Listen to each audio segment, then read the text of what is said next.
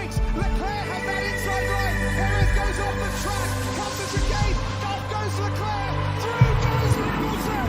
Unbelievable stuff.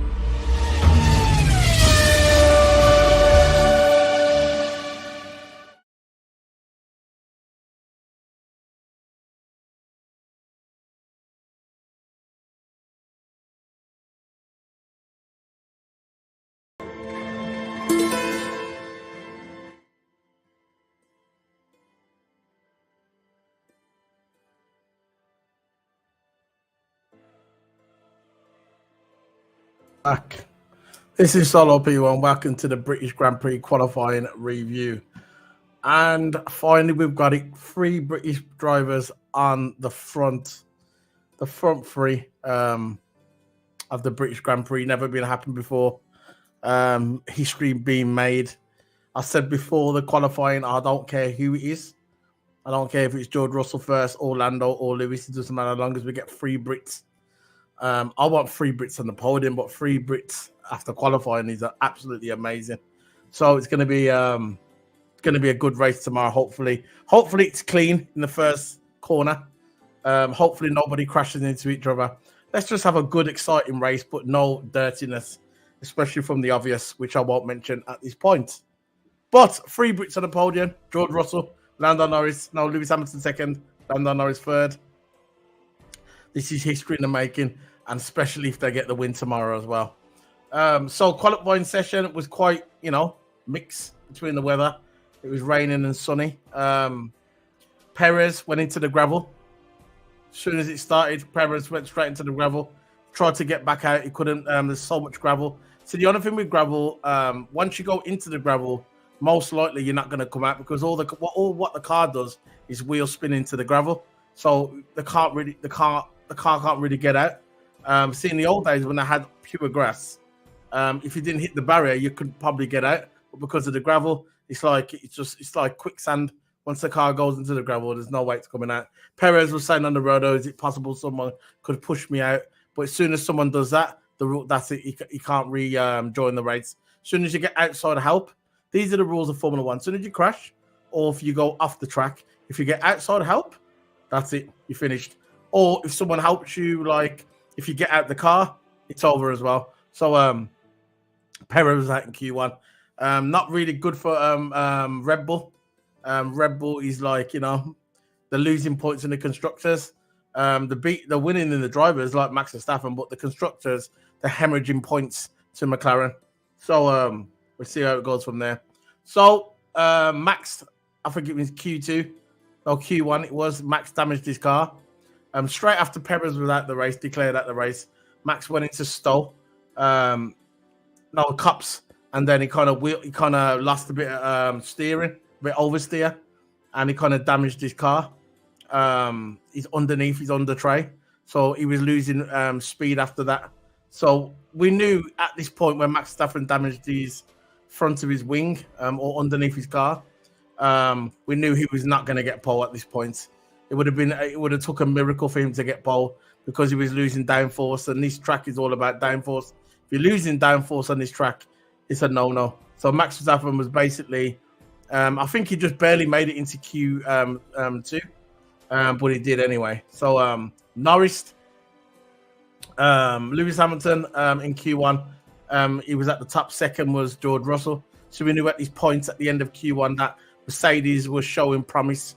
Getting back to the old Mercedes, but look, we saw this before. We saw Lewis Hamilton in Q1 before, saw him in Q2, but when it gets to Q3, things change. So, but at this point, the two cars were in a good spot. Q2, Lewis Hamilton was doing a few laps because it was wet. So I think he went on to. I don't think he was on the intermediates. He went on to the medium tires. I think he went and he done about 3 or 4 laps on the medium tires. Because it was a little bit wet and it was cold, he done a few laps to warm the tires up. At the end of Q2, Lewis Hamilton was beating Russell in the corners. He was, in each the slow speed corners, Lewis was gaining more time over Russell because if you know about Formula One, we all know about Lewis. Lewis is the master of late braking. late braking, absolutely amazing by Lewis Hamilton, and he was beating Russell in them slow speed section. Max, clearly at this time in Q2, he was losing speed. Like we talked about Q1, he went off, damaged his car. He was at the same spot where Perez damaged his car, but Perez went further in onto the gravel. That's why he couldn't get out. Max Verstappen found the service road, but he still damaged the car when he was in cups. At the end of Q1, at the end of Q2, Charles was out. Charles, for some reason, Charles is just not connecting with his car. Ferrari's gone back to the old concept because the new upgrades that they brought previously was not sticking. It wasn't working with this car, so they've gone back to the old concept of the car, and it's not clearly working for Ferrari, specifically Charles Leclerc. Charles Leclerc was having problems with the car. He didn't get out at Q2, wasn't fast enough, so he must be very upset going forward. And Lewis Hamilton's going to Ferrari next season, so there's a lot of people thinking, like me, hopefully when Lewis Hamilton goes to Ferrari next year, Ferrari don't have these problems. But there's another side of the other fans are saying that Ferrari always do this. This is why Ferrari does. But we never know when Lewis Hamilton goes to Ferrari. Maybe it'll change. We don't know. But at this point, Ferrari are kind of in the mess. Hemorrhaging points to everybody in the races. Hemorrhaging points to everybody during the sprint qualifying. Not doing good at this point. We can probably say at this point now of the season that the only threat to Max Verstappen is Lando Norris at this point. If you look at the points table. Ferrari, I think Charles Leclerc is he's not going to win the world title this year. I think he's lost too much points. Lando Norris overtook him a few races ago. There you go. We got one here. Enrique said Lewis is winning tomorrow. Might do, bro. He might do. He might win tomorrow, and yeah, he might win tomorrow. It could be anybody's the top three, but. The only thing with tomorrow, we know how Max Verstappen is. Hopefully, because Max Verstappen is starting next to Lewis Hamilton, and hopefully in the first few corners, or say bends, because there's not really many corners in Silverstone. Hopefully, Max Verstappen doesn't get up to his old tricks and try and take out Lewis Hamilton. That's the only thing I'm kind of worried about at this point, that he doesn't try and take out Lewis Hamilton during the race at the beginning to try and get that spot. But apart from that, I think Lewis Hamilton could definitely win tomorrow. It could be anybody's. It could be anybody's. It could be anybody's tomorrow. But Lewis Hamilton is definitely one of the favourites to win. He's won it here 8 times. Big up to Enrique, man. Thanks for joining the channel. Remember to hit the subscribe button, bro. And I'll be back tomorrow. Later on, I'm doing an England match as well. England versus Switzerland. I'm going to be doing a watch along. So if you like the England football, you can come and join. But big up to Enrique. Thanks for your comment, bro. So Q3, Max was limping around the corner in his first stint. You could see him when he got to the cups. Usually with cups, when you got your car working on all 4 cylinders, you can go flat out around cups, flat out. But with Max Verstappen, he took his foot off the throttle. You could hear it. He kind of coasted right there because he wasn't trusting the car after what happened to him in Q1. So he was kind of limping around the first run of Q3. Didn't really do good. I think he ended up getting 7th in his first run.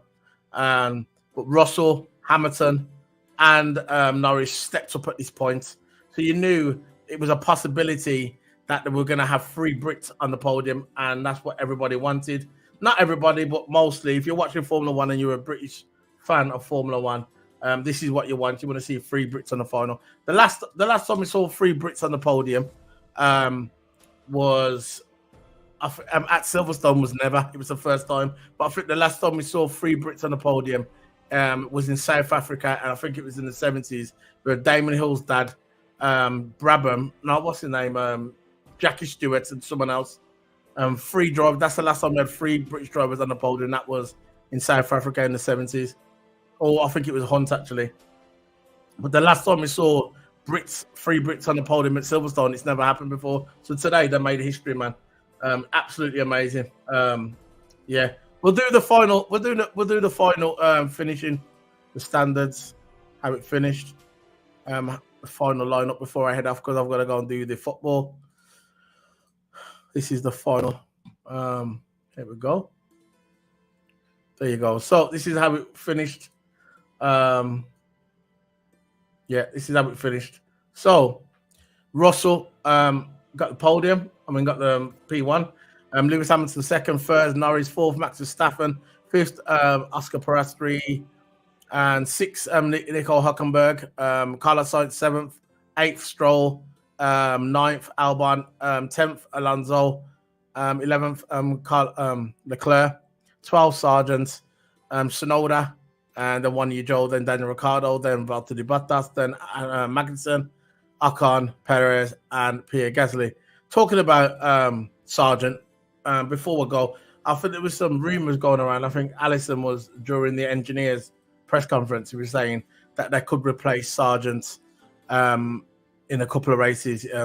We can replace him halfway through the season. I mentioned this a few weeks ago on my video that Mercedes, now that Williams, if Sargent don't step up and he keeps even making mistakes, they'll replace him.